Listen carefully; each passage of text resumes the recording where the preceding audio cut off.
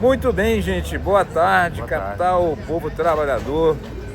Mais uma vez no ar, mais um programa, dessa vez gravado no Boteco. Nós vamos discutir política e futebol.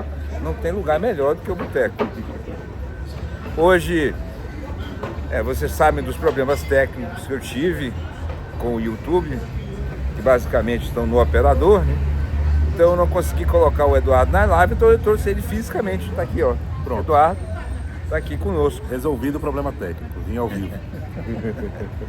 Mas então, enfim, eu fiz, ou tentei fazer dentro das minhas limitações, um pequeno ensaio, uma pequena introdução ao assunto, que são as eleições, e por que votar em um e por que não votar no outro. E aí, Eduardo, daquelas considerações que inclusive eu levantei no canal, você tem alguma coisa a complementar, reparar? O que você diria sobre aqueles comentários, sobre aquele conteúdo? Eu diria que foi no ponto, né? Na verdade, resgatou um histórico interessante, né? Desde a redemocratização, que é importante para a gente entender mesmo, de fato, como se estrutura, né, a política institucional na democracia burguesa, né? Então eu acho que talvez resgatar um pouco, né, a reflexão em relação ao Dilma II, principalmente, né?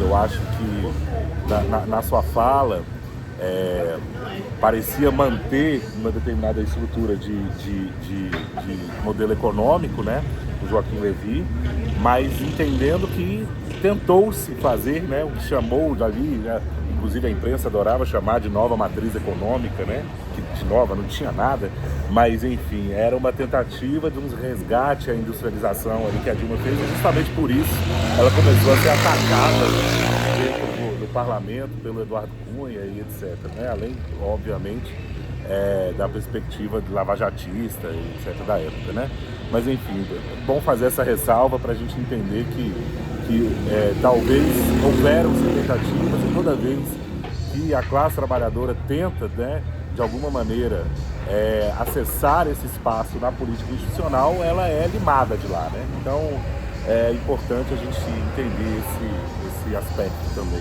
né, da vida pública brasileira. Eu acho que cometi uma certa injustiça com a Dilma. Eu tenho um enorme respeito pela Dilma Rousseff. Mas depois ela pôs o Joaquim Barbosa. Joaquim Levy. Não, pôs o Joaquim Levy e depois o Nelson Barbosa. Que na verdade manteve o arcabouço. Nelson Barbosa também manteve o arcabouço. Exatamente. A nova matriz econômica é uma espécie de simulacro das teses pós-keynesianas. Ou seja, a demanda efetiva e a produção não dependem das taxas de juros. Elas dependem da política monetária e do investimento público, ou seja, da moeda. A moeda como um ativo, né? Não como um papel neutro. Ou seja, trocando em miúdos, o crescimento econômico depende de investimento público. É isso que eu quero dizer. Exatamente. E faltou do mesmo jeito. E acabou faltando do mesmo jeito. A política de desonerações fiscais, na verdade, foi um grande fracasso, porque houve um escape do fluxo monetário do mercado financeiro, que é a regra do neoliberalismo. Exatamente. Então, nenhuma novidade nisso. Mas, de uma certa forma, ela cometeu sim um estelionato eleitoral, mas eu acho que eu peguei pesado em relação à ex-presidenta Dilma, que é uma pessoa de uma dignidade invejável. Mas enfim, aí eu te fiz uma segunda pergunta, que é uma pergunta muito simples. Mais ou menos. Por que eu devo, né, fazendo aquele apanhado que nós fizemos das políticas do PT e da própria figura do presidente Lula, tentando desmistificá-lo, não estou tentando degradar a figura pública, estou tentando desmistificar o Lula. Por que eu devo sair num domingo, possivelmente terá sol, em que eu gosto de tomar cerveja, como vocês estão vendo aqui, para votar no Lula. Fora a questão democrática, que, claro, está ameaçada com o Flávio Bolsonaro, mas isso é óbvio. O que você acha? Eu acho que responder essa pergunta com o clássico em torno ou a favor de uma suposta democracia que o povo preto, pobre e periférico nunca viu na vida, eu acho um pouco hipócrita, né? A gente dizer que é por uma estabilidade institucional talvez faça mais sentido, assim, né? Mas estabilidade institucional para quê, né? E para que tipo de política monetária, para que tipo de política econômica e como é que isso se estrutura? Eu acho que essa crítica faz sentido a gente fazer e entender. Para mim é muito difícil também me colocar nesse lugar, né? Porque eu, desde que comecei a minha vida política no movimento estudantil, na universidade, sempre tive duras críticas, né, ao PT, ao petismo como um todo, enquanto movimento, não enquanto partido, né, mas enquanto movimento enfim, enquanto sequestradores das pautas populares, né, na institucionalidade. Difícil falar assim também, não quero fazer em tom acusatório, mas desde que ascende ao poder, a gente perde cada vez mais a capacidade, inclusive, de movimentação de sindicatos, do movimento estudantil e etc. Não deixam de existir, mas quase, né? Ou pelo menos em sua essência de luta diária, para encampar uma perspectiva de diálogo, né? Que não necessariamente traz um resultado. É sempre, na verdade, uma utilização do movimento enquanto uma defesa do governo. E é algo que acaba, né, com a perspectiva de movimento social, né? Porque a característica fundamental do movimento social é não ser governo, né? Inclusive, contrastar, né, e contestar pelos seus direitos e pelas suas liberdades, enfim, né? Então, todas essas críticas que eu sempre fiz ao longo da história, elas se reverberam num tipo, né, de acordo político que está escancarado e que o Lula criticou muito em 2022 para ser eleito, né, que é a relação do Poder Executivo com o Poder Legislativo, né, que hoje em dia está legalizado o orçamento secreto. Né? O orçamento secreto está legalizado. Faz parte do orçamento. Faz parte do orçamento, não é mais secreto, né? Enfim, a gente tem o Flávio Dino lá no STF. O destino continua oculto. Exato. Mas e ele o tá Flávio Dino está tentando, né, desocultar esses destinos ali no STF, mas também, né, sofre muita pressão política nesse sentido. Mas é difícil a gente dizer como é que eu vou defender um governo em relação ao outro, ou sair para votar em um e não no outro, se a gente entende que quando tiveram lá os outros, o que fizeram não foi tão diferente do que está sendo feito, né? Então, assim, o que a gente criticava, o orçamento secreto, né? Tá aí legalizado, né? E o Poder Executivo utilizando para aprovar pautas importantes, interessantes, às vezes, né? Enfim, o mínimo do mínimo, né? Sei lá, redução da carga tributária, né? Para quem ganha até 5 mil, né? Isenção da das poucas pautas populares que o governo Lula pôs. Exatamente, mas olha a dificuldade mesmo 3 anos com esse tanto de orçamento, inclusive, comprando deputado para passar 6 por 1, né? Então, assim, é uma coisa, né, o fim da 6 por 1. Mas, enfim, né, é difícil a gente entender como essa lógica ainda permeia, né, o poder público e faz com que a gente queira ter vontade, né, de participar e de sair, de votar. Agora, o apelo talvez seja moral mesmo, eu acho. Que não deixa de ser um bom apelo. Exato, porque assim, o que a gente tem criticado e discutido, né, que a extrema-direita, né, se utiliza da pauta moral para poder estabelecer verdades políticas, né, ou a sua verdade absoluta contra tudo e contra todos, né? E assim vai ganhando rebanho, vai ganhando gente que se identifica com essa moralidade, mas no final das contas talvez a gente tenha que fazer o mesmo, né? Para evitar que essa onda fascista mesmo, e aí eu não tenho problema nenhum em dizer e caracterizar, tome de conta de forma tão escancarada, né, do poder público. Você tem uma carta do Flávio Bolsonaro endereçada ao governo dos Estados Unidos dizendo que a transição do governo será feita por eles. Isso não há moralidade que comporte com que não me, entendeu? Que não me faça querer sair de casa para votar no Lula, infelizmente, e aí eu vou pôr o infelizmente ali, quando você do outro lado, quem está ganhando nas pesquisas, ou está, né, perto, etc., apesar de estar derretendo agora, né, além da sua relação espúrdia, né, com o Daniel Vocaro e com a maior fraude fiscal da década, entre outras, do mundo, né? Entre várias outras, né?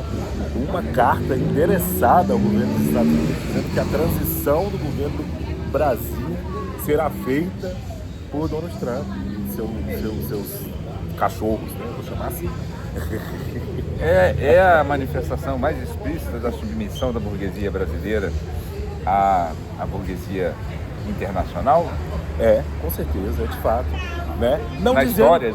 Na história. E não dizendo que não há essa submissão, inclusive na perspectiva de um governo petista. Não é dizendo que não há. Né? Mas existem valores ali que são valores dessa democracia burguesa que eu acho, né? Que apesar de extremamente criticável, é a realidade que tem aí, que nós temos, né? E que são intransponíveis na minha visão, né? E um deles é a soberania nacional. Isso não há que se discutir em relação à soberania nacional de qualquer país que seja, né? E é inadmissível que um outro país queira e possa interferir no nosso de maneira explícita, né? Porque fizeram no golpe de 64, mas não era implícito, né? Não era explícito, né? Enfim, mas agora de maneira explícita, na cara do povo, eu vou chegar aí, eu vou tomar e é isso. Então não há condição. Mas tem que deixar bem claro que para você ter soberania nacional, você tem que desenvolver as forças produtivas, né? Ter complexidade produtiva, inclusive na defesa. Com certeza. Né? Ter armas. Olha o Enéas. Hein? Olha o Enéas. Cadê a bomba atômica? Eu acho que ele não estava errado. Não estava de jeito nenhum. Não estava errado, não. Ele só era maluco mesmo. E meio de chegada à extrema-direita. Então, como eu já coloquei aqui no canal, assim, o Brasil tem uma história com o fascismo que é bem antiga. Eu cheguei a citar, cito de novo, o maior partido fascista fora da Europa aconteceu aqui, que eram os integralistas. Então, nenhuma novidade o enfrentamento com eles. A ditadura militar tinha uma ala claramente fascista. É só lembrar do Médici. Sim. Então, nenhuma novidade nisso. Mas uma coisa, vamos supor que o presidente Lula seja eleito, que é o mais provável, pelo menos nas projeções atuais, ele aprofunde ainda mais, o que parece que vai acontecer, as políticas neoliberais. Declarações do Dario Durigan, que agora é ministro da Fazenda, já apontam para o fim dos pisos da saúde e da educação. E, como disse o professor Safato, no neoliberalismo não há lugar para todo mundo. Você tem que ter os excluídos. Isso certamente vai excluir uma parte da população que literalmente vai morrer. Literalmente vai morrer.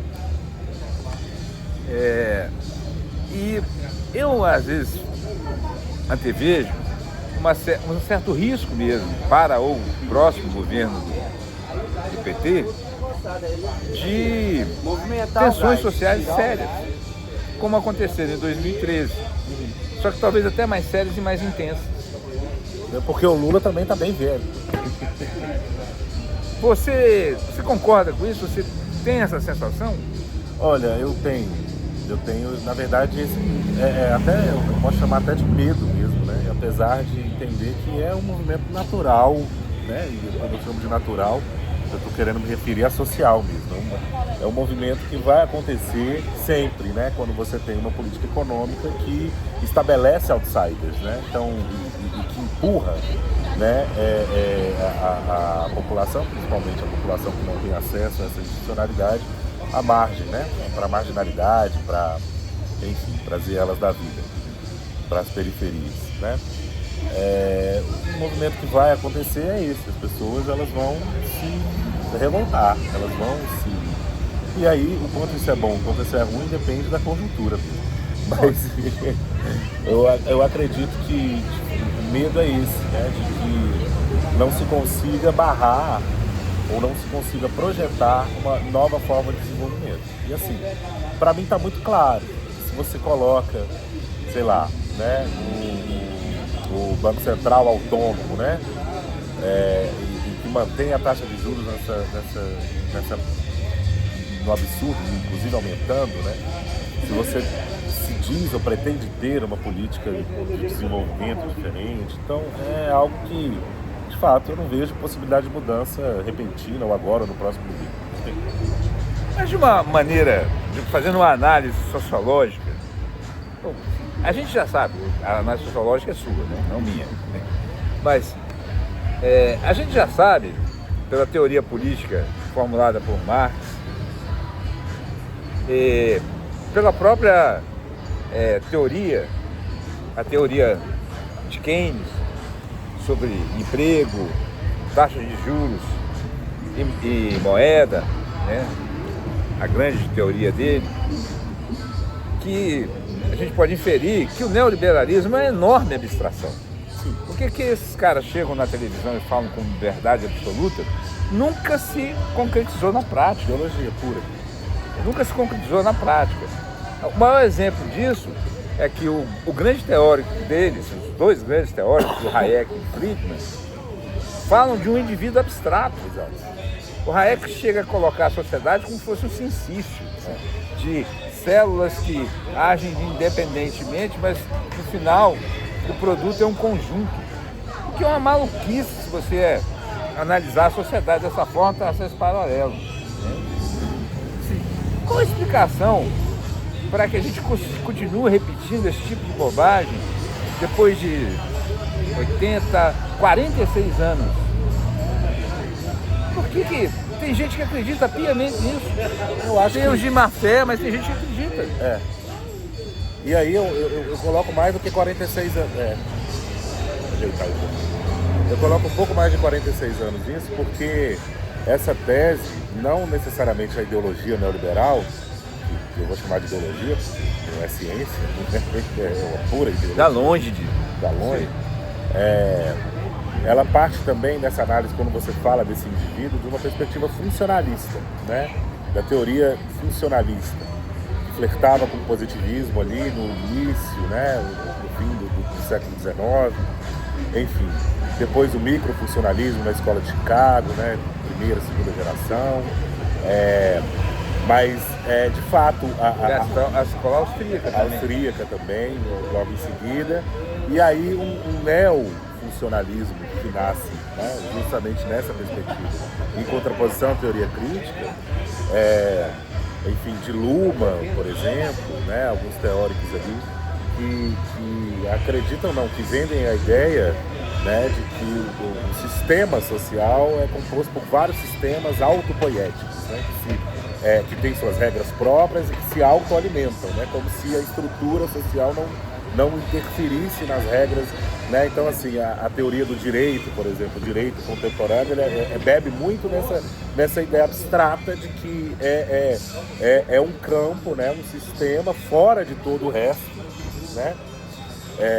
Que se autoalimenta das suas próprias regras e dos seus próprios comportamentos, né? Seja ali na figura da lei escrita, seja nos seus personagens, né?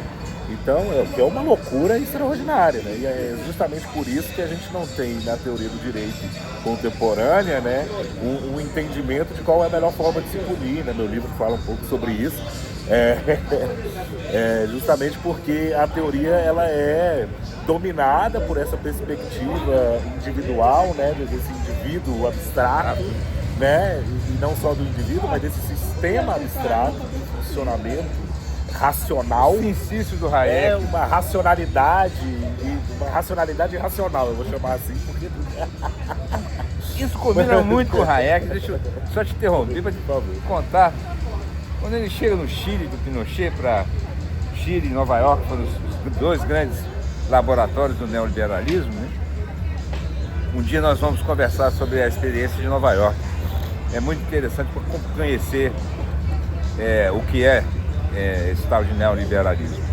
Mas o Hayek, quando chega no Chile e vê as políticas econômicas neoliberais serem implementadas, numa ditadura sangrenta, passando por cima de corpos, ele diz o seguinte: às vezes é necessário um regime ditatorial e repressor para a gente atingir a liberdade. Não há nenhuma lógica no que ele falou. Nunca houve uma lógica no que Hayek disse. Inclusive, Hayek e Keynes travaram uma batalha de ideias, na minha opinião, vencida por Keynes. Eu não sou keynesiano não, tá, gente? Eu só reportando. Eu gosto. Eu sou só reportando. Eu sou marxista. Não, mas eu gosto. Sou marxista. Mas reportando, tem um debate muito interessante que houve entre Keynes e Hayek, um debate de ideias. Hayek, na minha opinião, foi derrotado de uma forma humilhante. Simplesmente assim. Mas voltemos, né? Mas voltemos, acabemos com as digressões, né? Há um movimento agora, de um movimento da esquerda radical, inclusive com pré-candidaturas muito interessantes, por exemplo, com o Jones Manuel. Eu gosto muito do Jones Manuel. Mas há outros, Humberto Matos, a gente está gravando. A Vivi, lá do Pará, a Vivi Reis, eu acho. Esqueci o sobrenome, mas acho que é Vivi Reis e outros. Tem Sami Bonfim, Glauber Braga, Tarcísio Mota está se agregando. Isso daí. E eles fizeram um manifesto, se eu não me engano, 9 tópicos. É um manifesto, gente, mas ele foi redigido e orientado pelo Davi da Caixa. Não é qualquer um.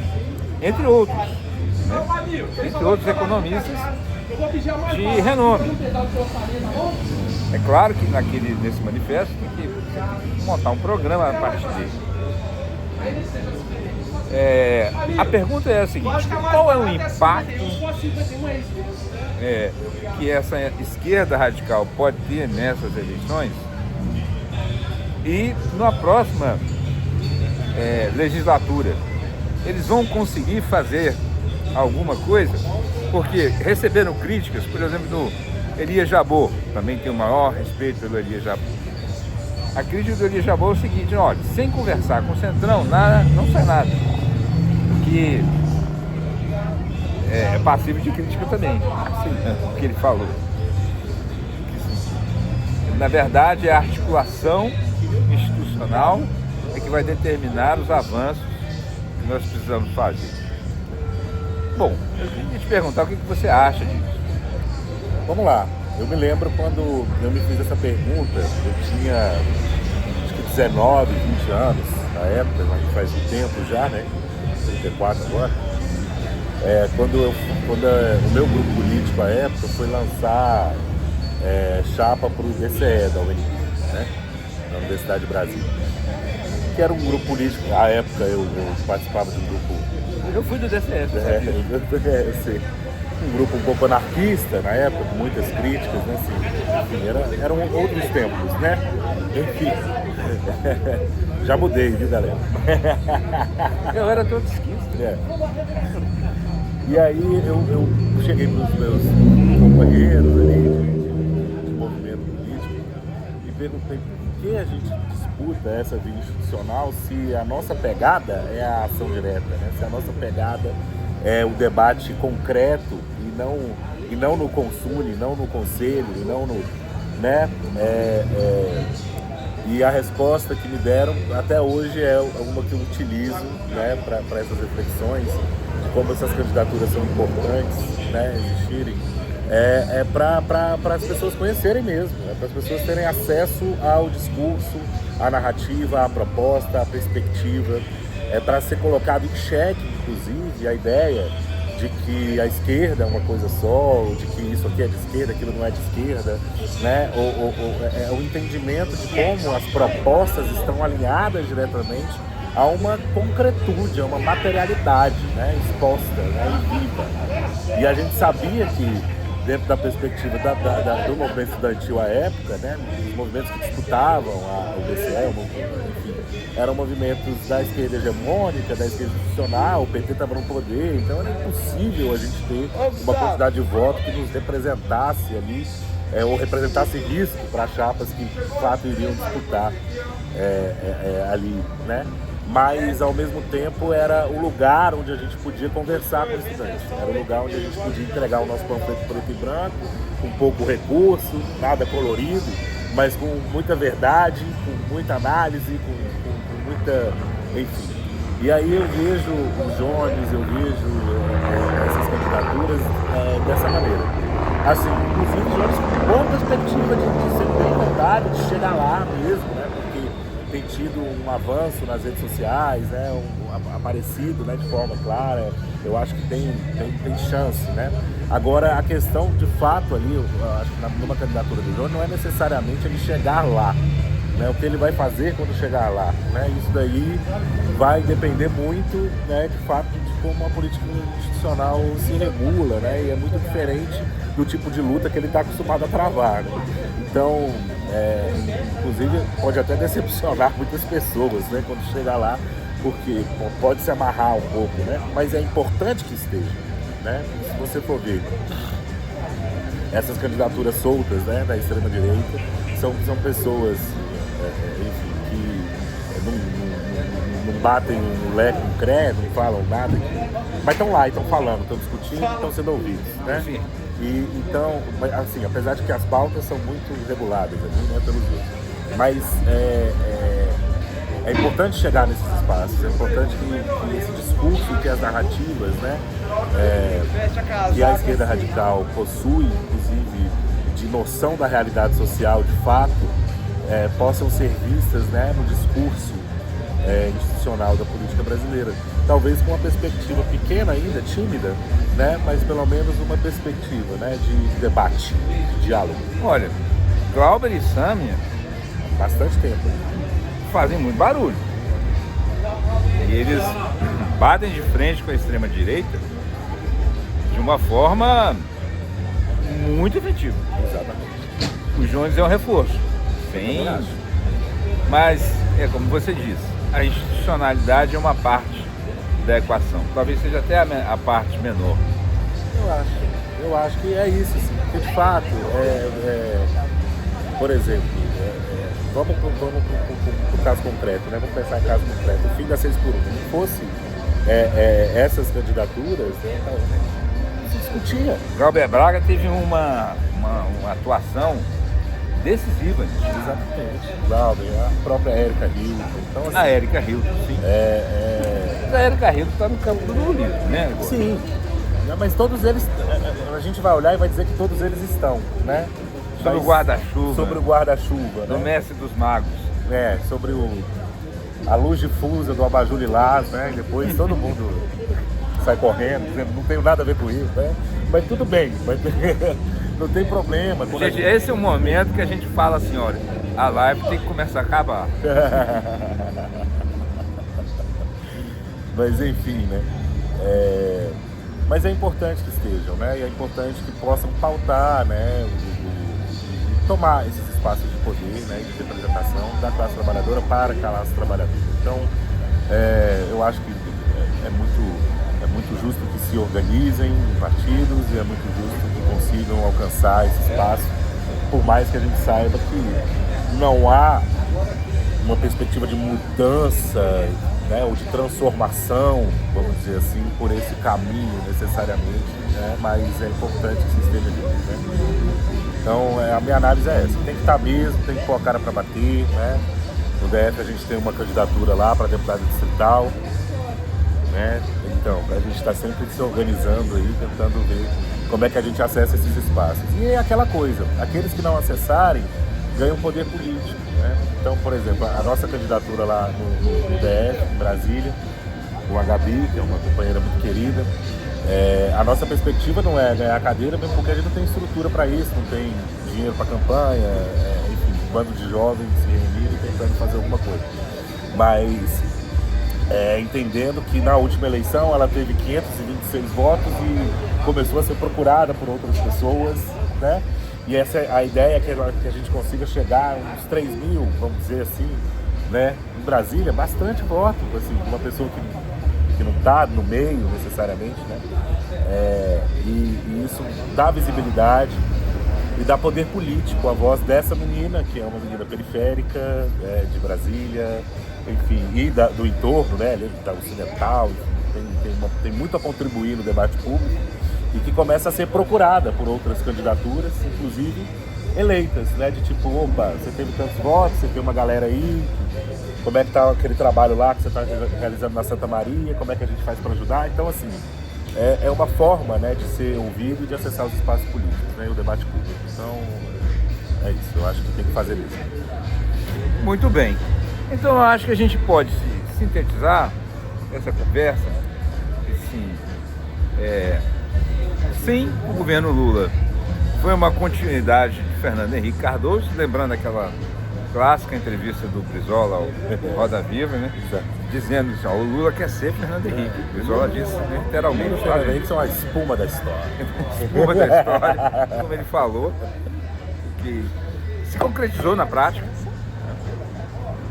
Mas mesmo assim, o voto tem que ser nele, porque a gente está tentando conter uma besta fera.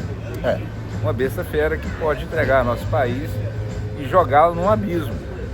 Como está acontecendo na Argentina, e a Globo bate palma, né? Os meios de comunicação aqui batem palma. Estão chamando de recuperação econômica, porque ele teve superado. Então, recuperação econômica daquela classe média que foi lá nos Estados Unidos fazer feio, né? Exatamente. Uma classe média branca, fazer manifestações racistas e brigar com a polícia. Exatamente. Então, vamos falar de futebol e o Vasco, como é que vai? O Vasco ontem ganhou do Independiente Medellín, da Sul-Americana, ganhou de 1-0 em São Januário, muito difícil ali, aos 80 minutos com o gol do Thiago Mendes, né, que surgiu de repente, passando agora para as oitavas finalmente, porque Sul-Americana é isso, né? Sobe o primeiro do grupo, o segundo disputa com o terceiro da Libertadores para poder ver se vai para a chave das eliminatórias da Sul-Americana. Passamos com o terceiro lugar do grupo do Flamengo, que foi o Independente Medellín. Passamos deles ontem e vamos seguir aí na Sul-Americana. Mas tá difícil, tá complicadíssimo. Explicar para quem vai nos assistir, eu tenho 3 times de futebol. Eu já torci pelo Botafogo, mas eu acho que era o botafoguense mais vagabundo que existia na face da terra. Depois torci pelo Cruzeiro. Quando o Ronaldo Fenômeno veio pro Cruzeiro, eu desisti, eu nunca mais assisti um jogo do Cruzeiro. Eu tomei birra. Se eu assistir um jogo do Cruzeiro, eu vou torcer contra. Mesmo se for Atlético. Então eu tenho 3 times de futebol. Um deles, o primeiro, é o Vasco da Gama. Por que o Vasco da Gama? Tem a primeira torcida antirracista da história do país. Isso no início do século passado. O segundo é o Raja Casablanca. Os atleticanos conhecem muito bem. É verdade.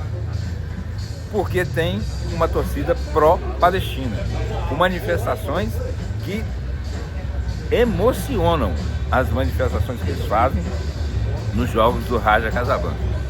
E o terceiro, que pode ser o primeiro, na verdade é o Livorno, um time que está na segunda ou na terceira divisão do campeonato italiano, mas é um time que é gramsciano. Eles são a bandeira do Gramsci. Só do Antônio Gramsci. Então são os meus 3 times e eu sou pautado por isso. Mas voltando, que bom que o Vasco ganhou. Você, na final, torceu pra quem? No final da Copa do Mundo? Na final da Copa do Mundo eu torci pra quem, né? Eu não torci pra Argentina, né? Agora, enfim, eu inclusive vi o seu vídeo, né? Eu acho que eu concordando com você, eu torci pro Lamine Yamal, né? Porque também falar que a Espanha, né? Enfim, mas não ser na Argentina tá ótimo. Cara, a Espanha tem um futebol muito eficiente, né? Mas eu não acho nada bonito. Eu não gosto. O pessoal acha bonito, aquela lambeção da bola e tal. Futebol mesmo, que eu achei bonito, foi o da França. Mas perdeu. Perdeu. Né?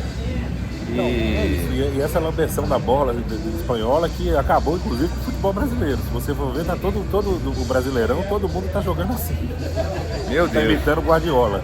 Ainda bem que eu não assisto mais futebol. É. Então, vamos para a parte final do nosso encontro de hoje. O Breno Altman tem uma brincadeira que ele faz sempre no final. Ele vai colocando nomes de pensadores, figuras políticas. Coloca 2, você escolhe um e eu vou colocar no próximo até a gente chegar no fim. Então, pedindo desculpas ao Breno, ele nunca vai assistir, né? Vai me assistir, mas assim, pedindo desculpas ao Breno por plagiar, mas eu acho um barato o que ele faz. Eu gosto muito do Breno, apesar de ele ser um petista. Eu gosto muito dele. E respeito e considero ele um dos intelectuais mais importantes hoje. Fora a combatividade e a coragem dele em relação à causa da Palestina. Então vamos começar? Vamos. Então, Alessandra Kollontai ou Clara Zetkin? Nossa Senhora. Para começar com as mulheres, né? Vamos de Kollontai, vamos de Kollontai. Alessandra Kollontai ou Simone de Beauvoir? Eu acho que eu gosto muito da Kollontai, mas eu acho que por expressão e por conhecimento é do Beauvoir. Simone de Beauvoir ou Judith Butler? Beauvoir, sem dúvida. Simone de Beauvoir ou Angela Davis? Angela Davis, sem dúvida. Angela Davis ou Frantz Fanon? Putz. Tá. Angela Davis. Angela Davis? Angela Davis. Tudo bem. Angela Davis ou Theodor Adorno? Aí pegou na teoria crítica, né? Aí, vou de Adorno, gosto muito da Angela, assim, mas vou soltar a mão dela agora.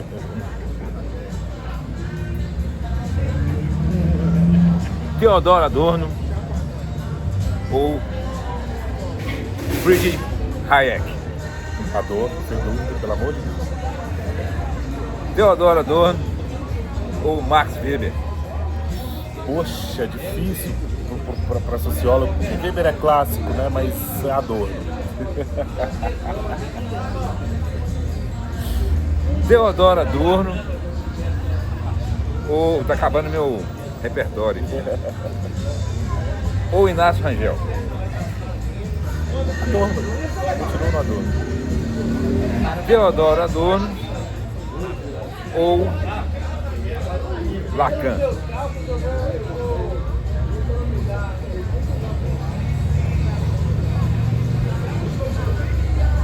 Adorno, desculpa, Lacan. E aí sim, gente, a gente termina o programa de hoje com o vencedor da transmissão, que foi Theodor Adorno. Theodor Adorno, olha que Uma surpresa. sugestão para vocês que não conhecem Theodor Adorno, que conheçam o vencedor da noite. Boa noite, bom resto de semana e até a próxima. Boa noite, Talvez não de um boteco, lá de casa mesmo, mas essa aqui foi muito divertida, eu curti muito e é isso aí. Valeu, pessoal, tchau.